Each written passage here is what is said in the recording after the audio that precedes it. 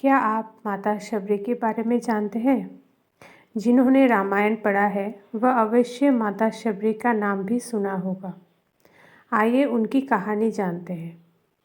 बात भगवान राम के जन्म से पहले की है, जब भील आदिवासी कबीले के मुखिया अज के घर बेटी पैदा हुई थी। उसका एक नाम श्रवणा और दूसरा नाम शबरी रखा गया। शबरी की माँ इंदुमती उसे खूब प्यार करती थी। बचपन से ही शबरी पशु पक्षियों की भाषा समझकर उनसे बातें करती और जब शबरी की माँ उसे देखती तो कुछ समझ नहीं पाती थी। कुछ समय बाद पंडित ने शबरी के परिवार को बताया कि वो आगे चलकर सन्यासी बन सकती है। इस बात का पता चलते ही शबरी के पिता ने उसका रिश्ता तय कर दिया। जैसे ही शादी का दिन नज़दीक आया, शबरी के घर वालों ने खूब सारी बकरियां और अन्य जानवर घर के पास लाकर बांध दिए। एक दिन शबरी का माँ जब उसके बाल बना रही थी तो उसने माँ से पूछा, इतने सारे जानवर हमारे घर क्यों लाए गए हैं? माँ ने जवाब दिया, बेटी, तुम्हारा विवाह होने वाला है, इसलिए हम लोगों ने इनका इंतज़ाम बलि के लिए किया है। तुम्हारी शादी के दिन ही बलि प्रथा होगी और फिर इनसे स्वादिष्ट भोजन बनाकर सबको परोसा जाएगा। ये सब सुनकर शबरी दुखी हो गई। काफ़ी देर तक शबरी ने उन जानवरों को आज़ाद करने के बारे में सोचा। सोचते सोचते शबरी के मन में हुआ कि अगर ये जानवर यहाँ नहीं होंगे तो इनकी बलि रुक सकती है। ऐसा नहीं हुआ तो मेरे घर से कहीं चले जाने पर यह बलि रुकेगी। जब मैं ही नहीं रहूँगी तब ना विवाह होगा और ना ही बलि प्रथा। ये मासूम जानवर बच जाएंगे।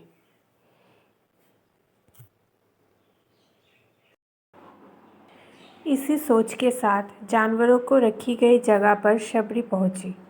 उसने सोचा कि उन्हें खोल देती हूँ, लेकिन वो ऐसा नहीं कर पाई। उसके बाद शबरी जंगल की तरफ भागने लगी। भागते भागते शबरी ऋषिमुख पर्वत पहुँच गई।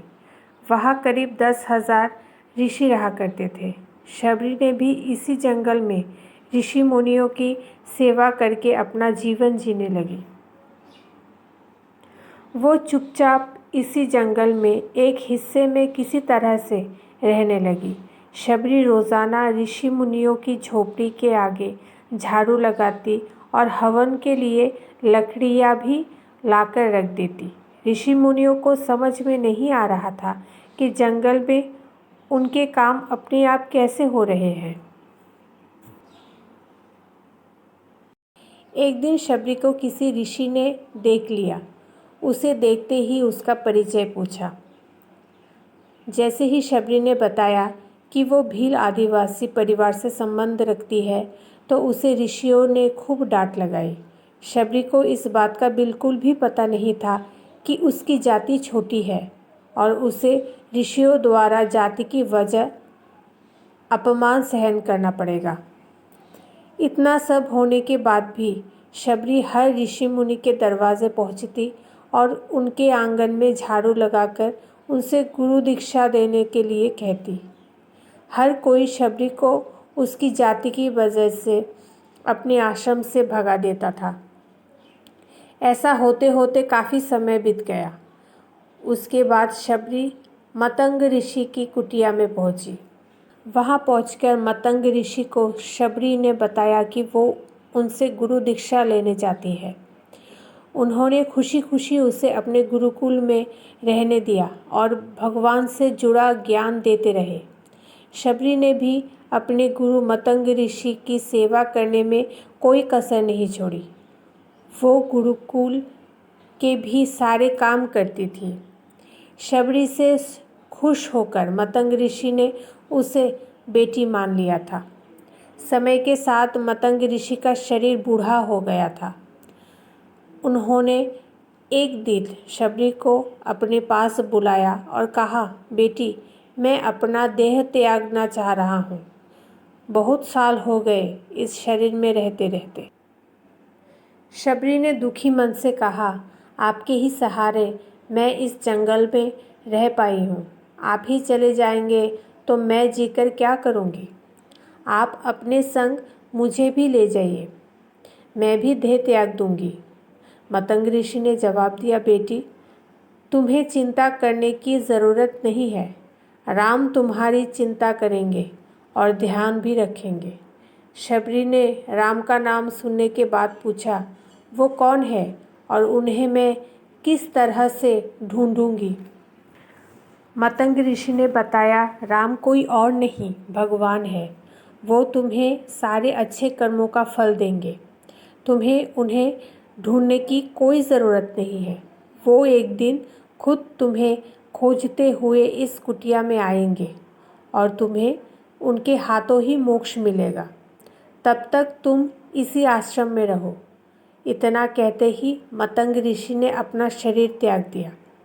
शबरी के मन में मतंग ऋषि के जाने के बाद एक ही बात थी कि भगवान राम स्वयं उससे मिलने आएंगे। वो रोज़ भगवान राम से मिलने के लिए बाग से अच्छे अच्छे फूल लाकर पूरा आश्रम सजाती और भगवान के लिए बेर तोड़ कर लाती। भगवान के लिए बेर चुनते हुए शबरी उन्हें चख लेती थी ताकि भगवान को सिर्फ मीठे बेर ही दे। रोज़ाना शबरी इसी तरह भगवान के दर्शन की आस में फूल और बेर इकट्ठा करती रहती थी। इसी तरह इंतज़ार में कई साल बीत गए। शबरी का शरीर एकदम वृद्ध हो गया। एक दिन आश्रम के पास के ही तालाब में शबरी पानी लेने के लिए गई। तभी पास के ही एक ऋषि ने उसे अछूत कहते हुए वहाँ से भागने के लिए कहा और एक पत्थर मार दिया। वो पत्थर जब शबरी को लगा तो उसे चोट लगी और खून बहने लगा। बहते हुए खून की एक बूंद उसी तालाब के पानी में गिर गई। तभी पूरा तालाब का पानी खून में बदल गया। ये सब होता देखकर ऋषि ने शबरी को ही डांटा और कहा कि पापिन, तुम्हारी वजह से पूरा पानी खराब हो गया। रोज़ ऋषि उस पानी को साफ करने के लिए अपनी कई तरह की विद्याओं का इस्तेमाल करते। कई सारे जतन करने के बाद भी कुछ नहीं हुआ। फिर उन्होंने गंगा जैसी कई पवित्र नदियों का जल भी उस तालाब में डाला, फिर भी तालाब का पानी साफ नहीं हो पाया और वो खून जैसा ही रहा। कई सालों तक तालाब के पानी को साफ करने की कोशिश के बाद भी कुछ काम नहीं आया, तो ऋषि ने थक कर सब कुछ छोड़ दिया। इस घटना को कई सालों के बाद भगवान राम अपनी पत्नी सीता के हरण के बाद उन्हें ढूंढते हुए उसी तालाब के पास पहुँचे। ऋषि मुनियों ने उन्हें पहचान लिया। भगवान को वहाँ देखकर ऋषियों ने तालाब का पानी साफ करने के लिए भगवान को अपने पैर उसमें डालने के लिए कहा, लेकिन पानी जैसे का तैसा ही था। देखिए, आप लोगों ने क्या कुछ नहीं किया, लेकिन पानी साफ नहीं हो पाया। अभी सिर्फ इनके पैर ही, थोड़ी सी धूल ने ही तालाब का पानी साफ कर दिया। भगवान राम को शबरी पहचान चुकी थी। उन्हें प्रणाम करके शबरी ने कहा, भगवान, आप मेरे साथ कुटिया में चलिए। भगवान भी खुशी खुशी शबरी के साथ चल पड़े। फूलों से शबरी ने भगवान राम का स्वागत किया। वो सीधे बेर तोड़ने के लिए भाग गई और चक चक कर उनके लिए बेर लेकर आई। उन्होंने बड़े ही प्यार से भगवान राम और उनके भाई लक्ष्मण को बेर दिए। भगवान राम ने भी उतने ही प्यार से उन बेरों को खाना शुरू किया। तभी बेर देखकर मुंह बनाते हुए लक्ष्मण ने कहा, भैया, ये बेर झूठे हैं, इन्हें आप कैसे खा सकते हैं? भगवान ने जवाब दिया, लक्ष्मण, ये झूठे नहीं बल्कि बहुत मीठे हैं। शबरी माई हम सबके लिए ये बहुत प्यार से तोड़ कर लाई। इतना कहकर भगवान राम प्यार से उन बेर को खाने लगे। भगवान ने जाते हुए शबरी माई से कहा, आप मुझसे जो चाहे वो मांग सकती है। शबरी ने उन्हें कहा, मतंग ऋषि के कहने पर मैं आज तक सिर्फ आपके दर्शन करने के लिए जी रही थी। अब आप मुझे मोक्ष प्रदान कीजिए। मैं अपना शरीर आपके सामने ही त्यागूंगी। उसी वक्त शबरी ने अपना शरीर त्याग दिया। भगवान राम ने अपने हाथों से उनका अंतिम संस्कार किया और सीता माँ की खोज में आगे बढ़ गए।